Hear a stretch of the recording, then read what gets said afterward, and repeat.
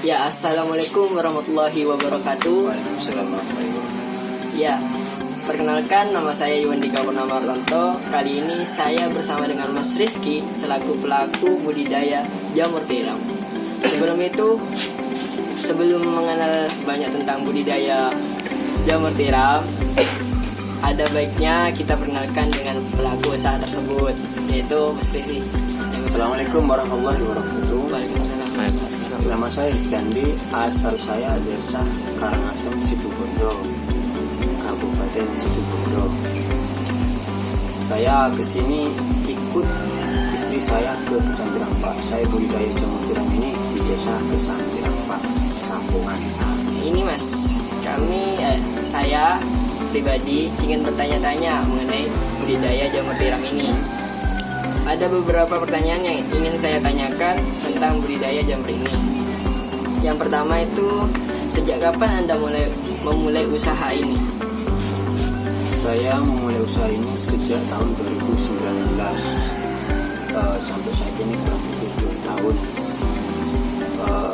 Saya merintis dari masih beli backlog saya. Backlog itu dulu saya beli. Asal saya ini maksudnya dulu pengen usaha ini. Saya itu ini merupakan makanan favorit saya dulu. Kayak ditumis itu saya paling suka dulu. Berarti yang menginspirasi Anda untuk membuat usaha ini. Kayak crispy-nya saya dulu itu suka. Jadi saya pengen menanam sendiri. Saya kan dulu kan nggak tahu. Jadi saya beli backlog. Per backlog itu saya beli Rp3.000. Saya beli 100 backlog dulu untuk dikonsumsi sendiri. Tapi setelah saya beli backlog itu, ternyata ada beberapa yang beli sama saya. Nah, dari situ saya pengen mengembangkan usaha jamur tiram. Lanjut nih ke pertanyaan kedua. Berapa modal bahan yang dibutuhkan dalam usaha ini dan apa saja bahannya? Kalau masalah modal itu, kalau menurut saya itu saya kan per 1 kali campur itu memerlukan kurang lebih 150.000 buat bahan saja. Ya, 1 kali campur itu. Saya 1 kali campur itu saya perbandingannya menggunakan arko sorong itu, arko sorong. Nah, jadi 1 arko itu yang bahan-bahannya itu dari serbuk kayu, dolomit, sama bekatul padi itu. Kalau saya pengen hasil yang maksimal, saya campur dengan bekatulnya jagung. Ini mungkin ada yang belum paham nih Mas tentang bahan-bahannya. Bisa dijelaskan secara rinci tidak? Entah itu bekatul, deklok, itu. Nah, kalau serbuk itu serbuk kayu biasa wis sembarang. Kalau menurut saya serbuk kayu sembarang. Tapi yang paling bagus kalau menurut saya itu ada kayu sengon, kayu jati, sama kayu kamalina. Untuk yang lainnya tidak masalah. Yang penting itu getahnya itu tidak terlalu banyak, kayak kayu Palembang itu. Kalau serbuk kayu itu sembarang. Kalau dolomit itu saya beli di toko bangunan dolomit. Kalau bekatul saya beli di slip terdekat gitu. Saya langsung beli 1 kintal atau setengah kintal.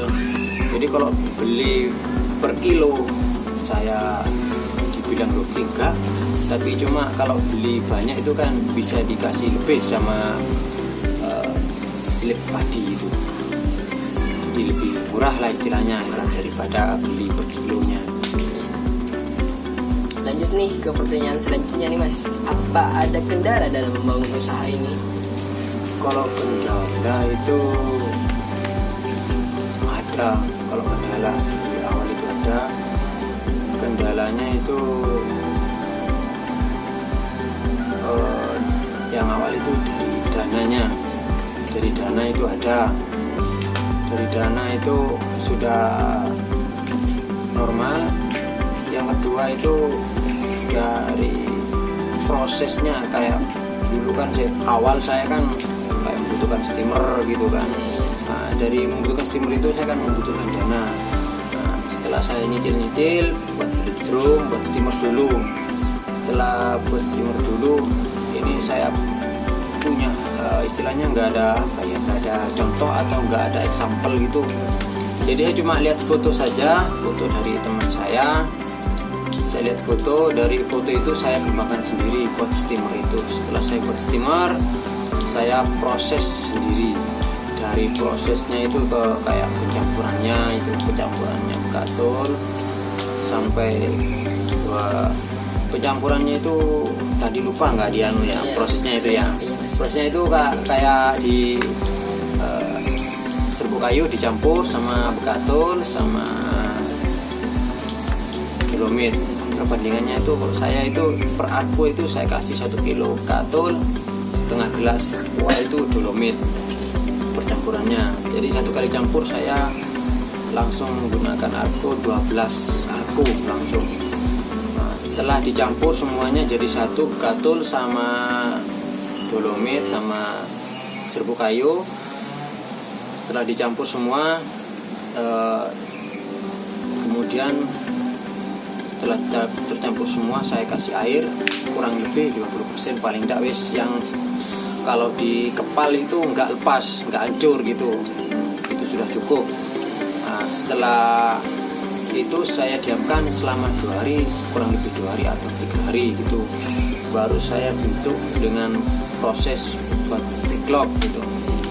Untuk di sini saya masih menggunakan alat manual semua. Dari proses pembuatan backlog saya menggunakan manual. Nah, setelah proses pembuatan backlog kayak ini, kayak di belakang ini, pembuatan backlog ini saya masih menggunakan secara manual. Setelah jadi backlog ini, kemudian saya sterilisasi ke steamer, menggunakan steamer saya di sana. Nanti saya boleh kalau nanti boleh ke sana, nanti boleh lihat ke sana. Setelah di steamer kurang lebih menggunakan suhu 100 kurang lebih 4 jam. Jadi saya pantumannya itu ke gas. Jadi satu drum itu satu gas gitu. Gas habis kurang lebih berapa jam itu ya. Pokok satu gas itu habis. Kalau menurut saya ini sudah mati semua kuman yang ada di sini, jamur-jamurnya sudah mati semua. Jadi setelah proses sterilisasi selesai, baru ke pemasangan bibit. Setelah pemasangan bibit, dari awal pemasangan bibit, itu kurang lebih 1 bulan, paling tidak wes 40 hari, sudah 40 hari jamurnya sudah tumbuh mas. Dan nanti ini setelah pemasangan bibit, nanti itu miseliumnya ini tumbuh. Dari yang ini kurang lebih 50% ini kan ya. Nanti ini miselium ini sampai full ke belakang ini putih semua. Kurang lebih ini putihnya ini kurang lebih 1 bulan. Nah, setelah putih semua, ini nanti dibuka. Tutupnya ini nanti dibuka kurang lebih dari pembukaan itu kurang lebih 1 minggu.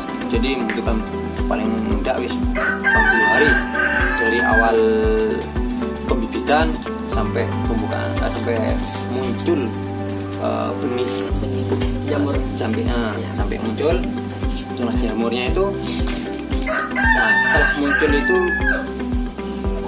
kurang lebih 40 hari dari munculnya bibit itu, tunasnya itu nanti kurang lebih 3 hari, kurang lebih 3 hari baru siap panen. Ini kan ada yang siap panen. Kalau misalkan panen sesuatu ya mas, pasti ada yang gagal, ada yang berhasil. Nah, kali ini saya mau bertanya mas, apakah dalam proses ini ada yang gagal panen maksudnya mas? Kalau gagal panen gak ada, tapi kalau gagal pembuatan backlog dari bibit ada. Misalnya ini tumbuhnya ini kan ini dibilang gagal, ini tumbuh jamur lain. Kayak ini tumbuh jamur lain. Nah, kayak ini tumbuhnya di sini aja cuma. Ini yang dulu saya sering gagal, kegagalan saya buat pengalaman saya gitu. Saya buat guru saya, kegagalan saya gitu. Kegagalan awal dari keberhasilan itu benar. Ini alhamdulillah untuk saat ini saya masih pembuatan ini sukses semua wis. Paling tidak wis 99% sukses semua, dari bibit sampai misilumnya itu tumbuh ke belakang semua. Berarti kalau yang bisa dikatakan gagal berarti tidak full putih semua berarti. Iya, misilumnya itu enggak putih kayak gini, cuma separuh ini. Saya katakan ini gagal. Tapi meskipun gagal, ini saya proses kembali.